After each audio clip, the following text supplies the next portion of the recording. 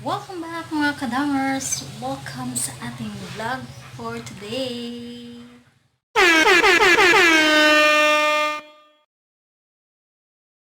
Alright mga kadang, so today is January 11, Monday. Andito ako sa office mga kadang as usual kasi naghahanap buhay tayo mga kadangs. Alright, so I got a gift from Iris's TV and na-message na niya ako before mga kadangs, before niya ipadala tong gift niya, New Year gift and Christmas gift niya.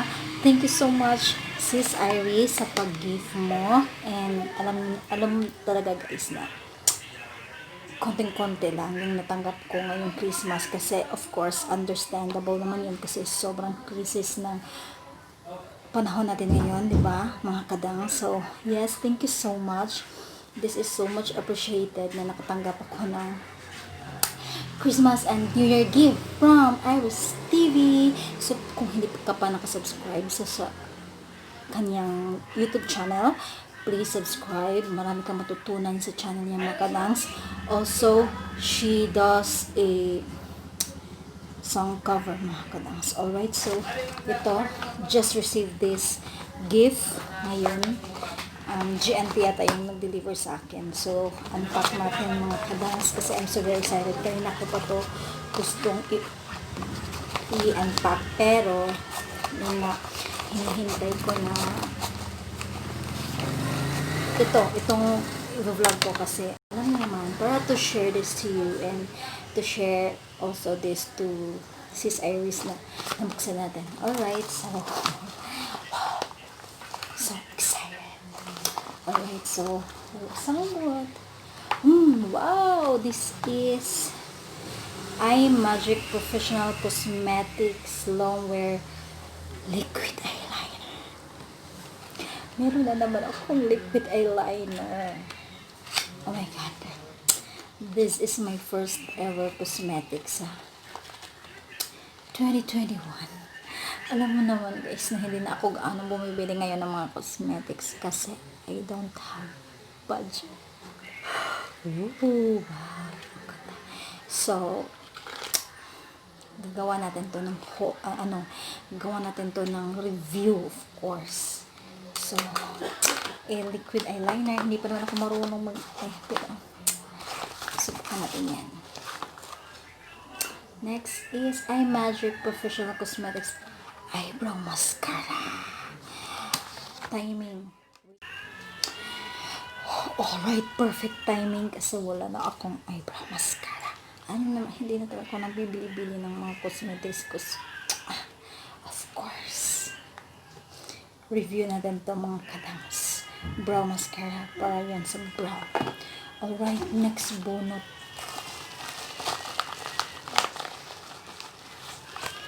So, talagang kumakapa sa dilim. Magic Professional Cosmetics Eye Primer. Meron akong eye primer before, but ano lang yun, binili ko lang sa something department store namin dito. Ano siya, yung Ashley Shine na eye primer. So, pangalawang eye primer ko ito. Itong Magic Professional Cosmetics. Of course, review.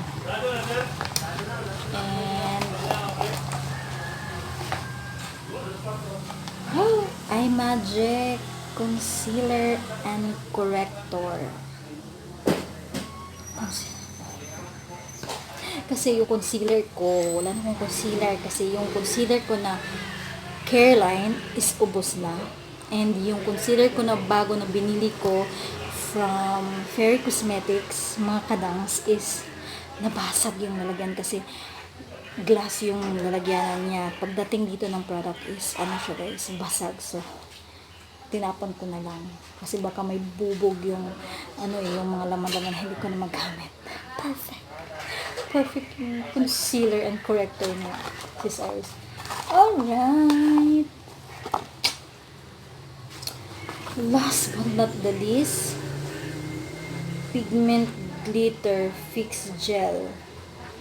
I don't know how to use this one. Alright, baka para siyang primer ng um, baka primer to siya ng ano kadangs. Yung tawag doon ng mga parang yung glitter na mga eyeshadow, mas kapit pa siya dyan sa ano mo is ito yung ano guys, ito yung magamitin mo.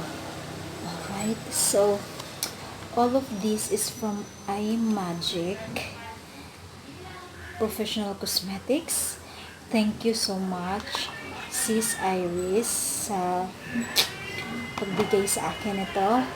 Thank you so much sa pag-gift mo sa akin. And yeah, God bless you more and more blessings pa sa inyong channel and to your life.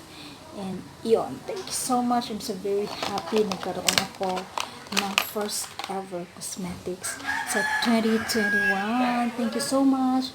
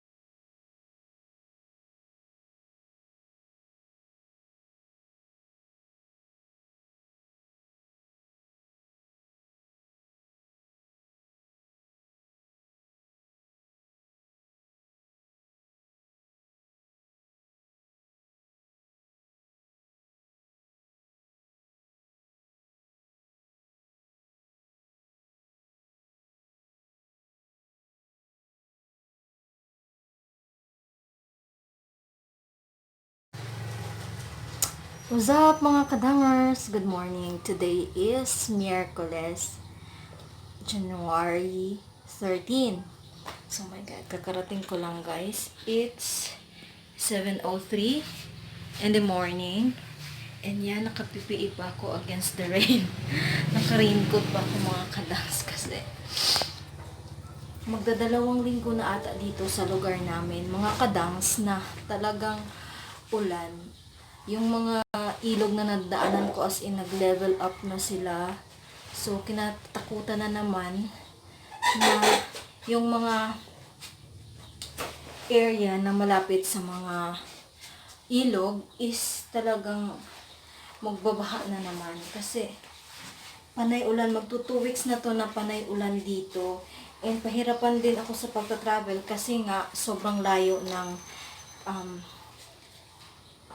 house namin dito sa workplace, kaya nahihirapan din ako mag-travel everyday, morning and afternoon. So yun, bumibili na nga talaga ako ng nito, kasi meron ako nito dati pero napabayaan ko, kaya ayun, natapon na. So ito, bago tong bili, nung pumunta ko ng Dapitan, sobrang pahirapan talaga mga kadangs na mag-travel, sobrang layo pa naman. And yeah, so mga alas 6 ako nagikan sa mga karon pa ako naabot 7:03 na.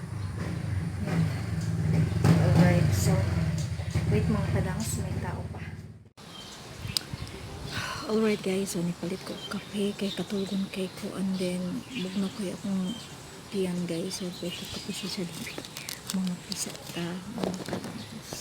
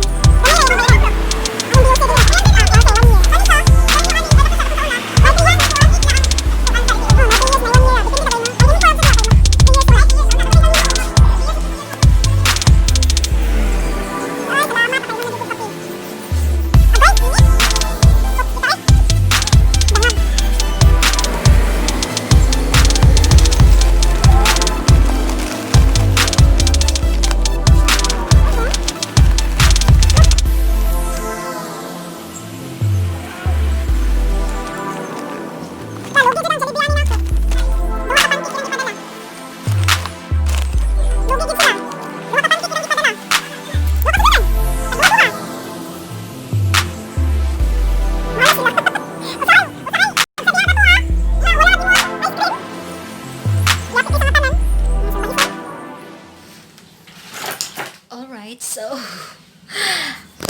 nabisi na ko gamay mga kadang sa akong mga transaction for today, and thank you for the blessings, Lord. Alright, so lunchtime ng mga kadangs, yung oras ngayon is 12 PM na mga kadangs, and time to eat our lunch, pero hindi pa ako gutom, medyo busog pa ako mga kadangs sa kinain ko na pancake from Jollibee at saka yung kape. Medyo busog pa ako, medyo nangangasim ako sa kape mga kadangs.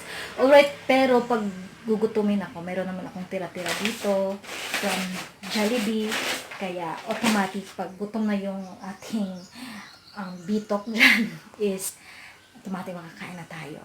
Alright, so yung kalamitan namin dito mga kadangs is sobrang dilim pa. So meron pa sana akong client na hinihintay, but then I don't know kung makakarating pa sila kasi hapon na nga. But inaantay ko pa sila, baka dadating pa. Pag mamaya mga 3 PM is wala pa sila, uuwi na ako guys, and plan ko sana na i-change yung headlight ni Mutski kasi ponder na yan mga kadangs. Ayan, hindi na ako makapag-travel ng madilim, especially sa gabi kasi ponder na siya. Well, anyway, gagastos lang naman ako niya ng 200 pesos, but it's still a gastos mga kadangs, and yan talaga yung maintenance ng mga sasakyan natin. Alright, so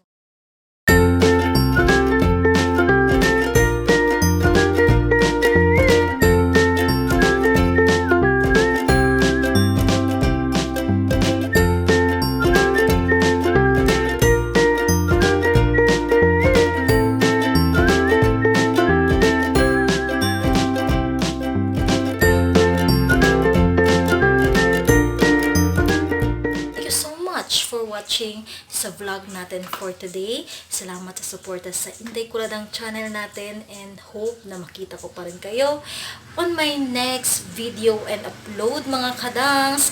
Thank you so much, and please don't forget to like and subscribe dito sa ating channel. See you na lang sa ating next vlog.